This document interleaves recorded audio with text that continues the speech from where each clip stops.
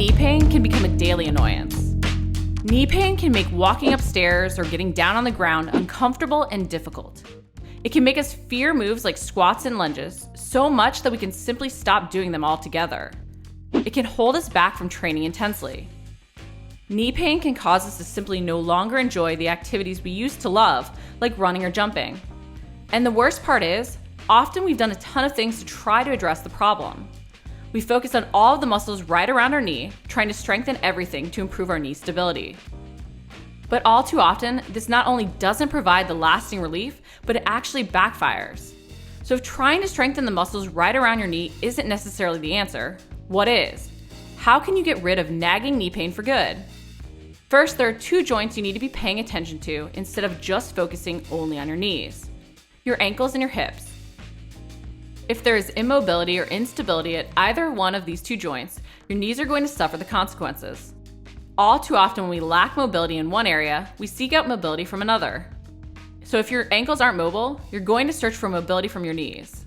Mobility that your knees really aren't meant to provide.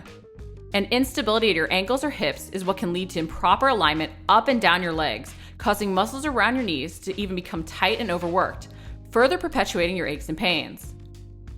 That's why I want to share 4 essential exercises with you to address both ankle and hip mobility and stability issues.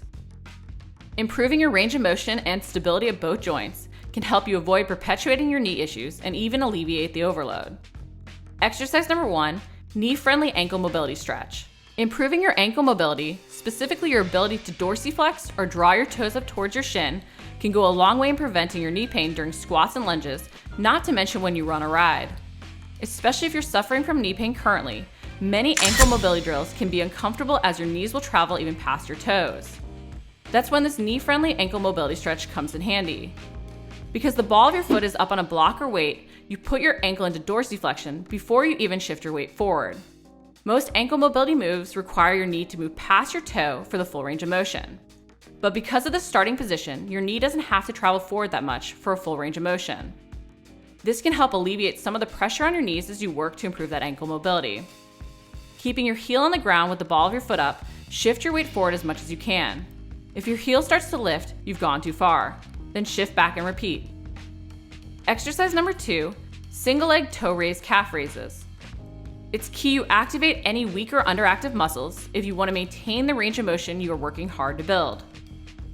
If you don't establish the mind-body connection to those muscles, you're just going to keep perpetuating the same patterns of overuse leading to your knee pain.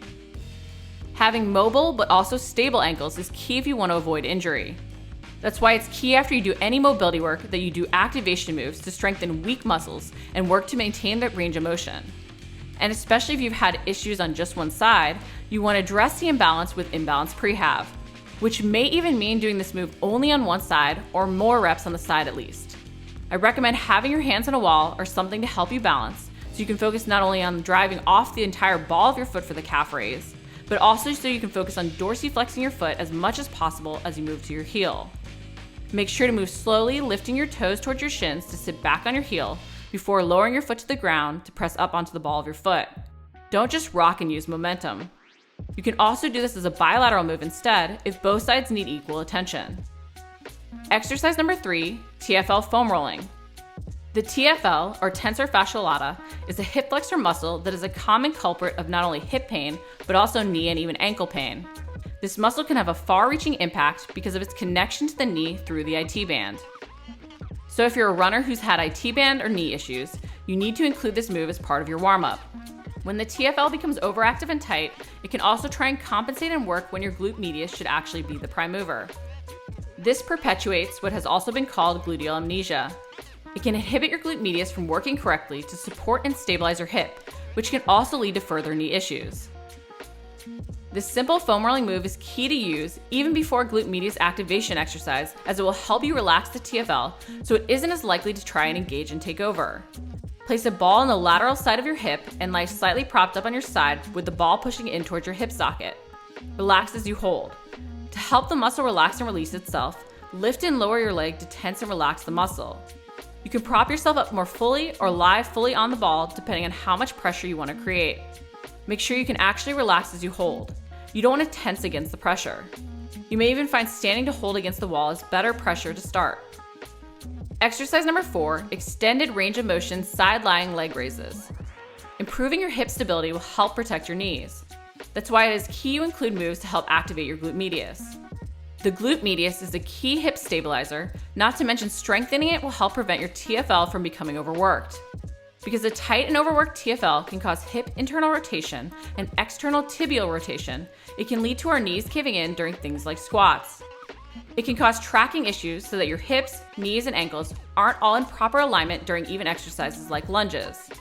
Basically, it can lead to movement patterns that end in knee pain.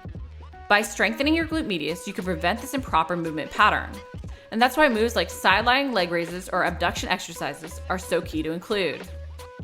By lifting this basic move off the ground to perform it on a bench instead, you can allow yourself to work through a bigger range of motion to strengthen the glute medius.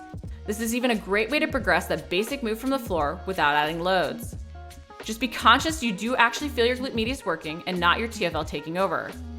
A great way to help avoid your TFL compensating is to turn your toe down towards the ground as you lift or even slightly kick back.